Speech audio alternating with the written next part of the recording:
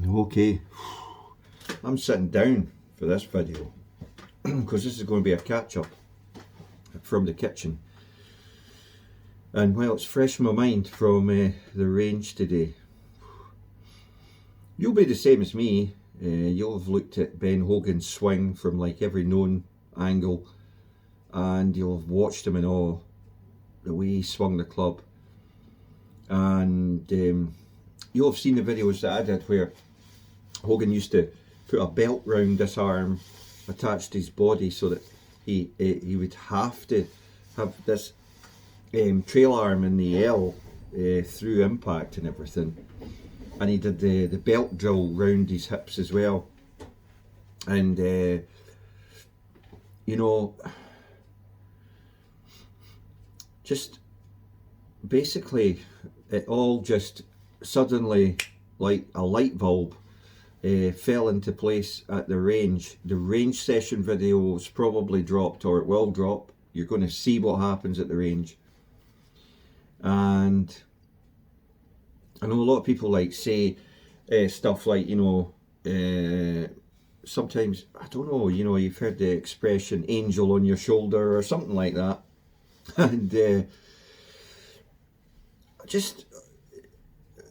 I am moved to put this down while it's fresh in my mind, because showing or seeing someone do it and not knowing how they do it, right?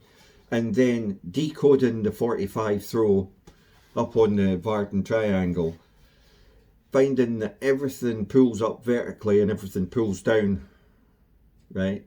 And then on top of that, the closer you can get to the ground, the more your trail arm remains bent at impact and you don't have any early extension.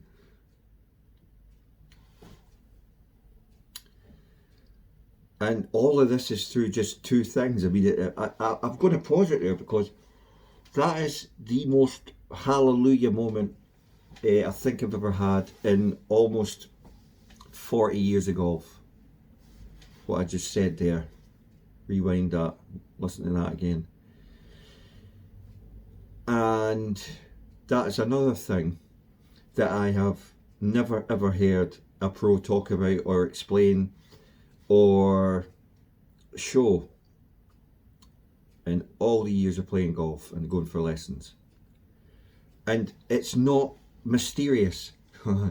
It's not impossible to do. You can do it the same as I just did it. And I actually have been doing it. It's just that I haven't really been closely videoing my swing from like angles where you would actually see it. And as I explain in the video, you know, there's no point in me over explaining this in this video. What I'm saying to you is that the move, the two moves, open up this to everybody, not just me. You want to try it, you're going to find this and you're going to like just, it's going to, I mean, I know a lot of channels say, and mostly infomercial stuff, say this will change your game, this will do this, this will do that. They make all these outrageous claims. But truly, this is mind-blowing. This alters the fabric of even the equipment that you are playing. As you know, when I started experimenting with this move and I was starting to really find the move, I always did wonder why. All of a sudden, within the space of a month, I had to go from upright clubs to actually a degree flat. And I couldn't work out why I would be unable to hit upright clubs with a swing change as dramatic as this and go and have to play 1 degree flat irons. Obviously went with Ping because what Ping do, unlike any other manufacturer, if you know Ping, every iron's colour coded, right? So literally I went from like blue dot to a red dot lie angle, and I am I couldn't see what was happening. We're back to the thing where cameras rarely focus in on this, and like the whole shallowing and effect on the club at Impact, and the lack of early extension, right? Because early extension, to a degree, early extension or full extension is ideal with the driver. If you want to maximum power your drives, then your arms straight at impact with a driver, right? That's really pretty. Like if you're trying to bomb it out there, you know, I don't, you know, if I absolutely cane a driver, perfect conditions, right temperature, I can carry it 290 in the air, probably runs out 300 and something, but I can't actually hit it 300 carry, right? I can run it out to 300. In some cases, if I'm lucky and get a really big bounce, I can hit those magical like 340 yard, 360 yard drives that somehow manage to find par fours that apparently are undrivable. Every one of us has that fluke shot in them. But obviously, and through my lessons, I don't know how long this video is going to last for, right? But stick with it, please stick with it. Subscribe to the channel, it's all for charity. Macmillan, Help the Heroes, Shelter UK, we'll stick that in there now. This'll help your game. We like having discussions on this channel and logging the facts that have changed their game, because you will experience, maybe at a different time to me, but this light bulb moment will happen with you. And when it does, my goodness gracious me, I mean, I've had people commenting, like playing with me, how are you hitting your irons as good as your... I mean, when you start hitting them as pure and out the middle, all my clubs now are, you know, wearing in the middle, and it's night and day difference. But the ability to stop early extension using this move, when I had been prior to this over the years, yeah, of course I've been to professionals and had lessons, and of course they've noticed that, well, with over the top, you have a tendency to have early extension, because if you don't have early extension, there is no way you're meeting the ball with the club, because the club is thrown out in front of you far too early, and unless you have early extension, all sorts of horrible things would happen, and mostly none of them would ever be near the ball. But that is all gone. We've got like a path now that the club goes out, shallows, drops and curves in, like you see on the tracer lines on the tour. And not only that, we have no early extension anymore, because we are dropping to the ground. Therefore, we do not have to reach for the ball. It sounds ridiculously simple, but if you're going for lessons and somebody says, oh, you've got early extension, and they try and sort that, even Hogan had to put a belt round his trail arm so that his arm physically could not straighten, and if it didn't straighten, he could not get to the ball unless he was dropping his height. His head was maintaining its position, but from the backswing top to impact, he dropped. As does Tiger, as does Rory, as does any modern tour player who knows their stuff. And they might not know that they're throwing up on the 45, because like I say to you, these kids pick up clubs like 3 years old, 5 years old, right? And they just have a natural gift. They just know somehow, somewhere, that this is where the club goes. They don't ever have to ask. It never becomes a problem, because no pro getting a lesson even has to go, well, actually, what you should be, because they just do it instinctively, right? Me and you, right? Look how amazingly hidden this is until you actually discover it. And I am sitting down because I cannot believe the change in my swing over, you know, the last 3 months. Never mind the point of finding this, which was probably 6 to 7 months ago, and gradually. But if you think about, you have wiped out, in 6 months, you have wiped out 40 years of swinging the club wrongly, right? And in the last 3 months, you have gone so low that you have started to threaten, like, breaking into scratch figures. I've been getting like 7 threes in a row on a course, on a back nine or a front nine, and then backing that up with 2 or 3 under on the inward nine, shooting scores and hitting the ball just the way everyone dreams of. And like I say, it's like that. Where's this come from? You know I've worked hard at it, right? And I've like read books from Hogan, from Henry Cotton, from Sam Snead, from Jack Nicklaus, Nick Faldo. I have done the research that you just would not believe. I've watched countless range videos. The range videos from the Open, from way back, from like when they started it, all the way back in the day. I've watched range videos with Tony Jacklin and Seve Ballesteros and Lee Trevino on the range when no one else was on the range. I've turned up at Glen Eagles to watch the Johnny Walker and stood, after asking his permission, stood and watched Thomas Bjorn on the range for an hour and a half to get to this point. But to get to this point, like I say, it's like having some like angel on your shoulder or something like that, because like I said to you, it does feel like the greatest magic trick of all time. There's no other way to describe it. What these two moves do is just unbelievable. And the more you get comfortable with the two of them, because I'll be honest with you, the first time you try this, you're like, the club's got to go out here and up.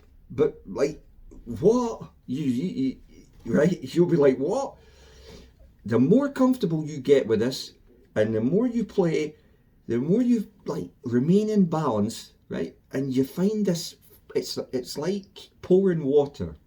You go up, you go down. You have this kind of like chi, like calmness, and it's effortless. It's like an up, a curl, a down. It's timing. It's in its purest form. And like I say, you just the results now are just. If I can do it, I ain't the greatest. I'll tell you that now. I ain't no goat or anything like that. You know, I ain't a Rory. I ain't a Tiger. I ain't even close to anybody like that. Never have been. Just enjoy playing golf. Always wanted, just like everyone does. What does everyone want? You want to hit it down the middle, hit a green, give yourself a chance every hole. That's basically it. 2 putts par. And if you hold something for a birdie, then that's a bonus. And that's the way my mentality is now. As my little analogy is, if I birdie a hole, I was like, that's a Brucey bonus. Or if I get a 2, it's a Brucey bonus, right? You start adding the wee Brucey bonuses in, suddenly you get in this position where going low is like second nature. You know? I think we'll end this video here. But the things that we've done as well, that we've revisited, you see, we've gone back, right, and we've got that Flammer, we've reinvented the Flammer 2.0 to prove a concept that was never proven. But because we've tried it and we've now put the 45 throw into it, it's like proven the concept is absolutely 100% correct. We'll just recap this. Just where this all started was when I was at St Andrews Hall of Fame Golf Museum place, right? I'm looking at all the greats, old Tom Morris, Braid, all these players, I kid you not, they're playing in the heaviest tweed known to man. Like 3 and 4 layers of this stuff. Their arms are all restricted. They're wearing a shirt and tie. Their jackets are coming down beyond like their waistline. They wore +4s, right? With their socks tied in. These guys did not ever swing the club rotationally. The rotational golf swings are something that is a modern invention for God knows what reason, because if you want to hurt your body, you continue with your rotational nonsense. These guys back in the day had only one possible route that they could go, and that was up on the 45, down on the 45, and whatever flexibility they had, which is what I'm saying to you, the genius of this code is if you throw up on this with even just a tiny turn, it still works. But it doesn't just work. It's like unbelievable. If you've got more flexibility and you throw up with quite a big turn, my gosh, I mean, you're just going to like notice effortless distance power with minimal effort, because the clubs are way up here, it's coming down, it's using gravity, it's loading the lever and it's unloading, and it's just compressing that ball the way it's supposed to. And I know, you know, you'll have pros out there saying that that's what they teach, da da da da da. You fucking no, I'll stop it there, because never in my life have I had a lesson that's ever within 3 golf balls changed my, you know, like I say, you know, this thing is there and it's been lost back 150 years plus ago. It's been written in books wrongly. It's been illustrated by people who don't know the game of golf. Books back then were co-written, right, with the pro, a ghostwriter, if you like, and the illustrators were all told, right, draw this figure here, draw that figure there, do that there. It's easy to get this lost. And in the modern game, they think they know better because they've got all the tech, all the cameras, all the slow motion. Whoa, this must be happening, that must be happening. Oh yeah, you need to do that, you need to do that. You need to load here, load there. Absolute nonsense. No wonder all our handicaps, right, have got worse when equipment's got better, because none of us are actually using the equipment with the balance and the rhythm to actually use the lever. We are, like I said in an earlier video, if you try and manually overpower a lever, it stops working, right? Because you're employing forces that just don't make the natural advantage of a lever. You're cancelling them out because of just poor technique. If you've got a lever, you better hope to hell you're working it right, because the lever's there to make your life easier, not harder, right? Back to Mo Norman, eh? Keep it simple, stupid. Well, I'll tell you now, there's 2 things to this that give you everything. Your positions, your motion, your throw, your vertical up and down, and your ball, and you're golden. Thanks for watching. You made it this far. Congratulations and thanks, because I mean, I'm sitting down for a reason, because I am shocked at what I've put together over the last couple of weeks. I hope you subscribe. I hope you support the channel. Just this guy playing golf, eh? I'm no like one of these big fancy pros. I'm not even like that great an amateur, to be honest. I've not taken that step yet, and I will be trying this year. I'm going to go play in the 36 holers, 72 holers. I wouldn't have done that before. I wouldn't have had the... I've to a degree got the confidence, but I wouldn't have had the game against these guys. But I'm going to try it. I'm going to try it. So, you know, I'm going to try and post stuff that is going to keep you interested and entertained, and it's going to help your game. and you comment below. You've been trying this. What have you been feeling, and how good has it been? And have your mates, right? Because this is the biggest thing. When your mates start telling you, "I've never seen you hit the ball like that. How are you doing that? How are you hitting that 4-iron that far? How are you knocking these pins out? How are you never missing a fairway?" I'll actually tell you, that feels better than anything I've ever experienced in golf. Actual complete strangers come up when you're at a range hitting shots and saying, "How are you doing that?"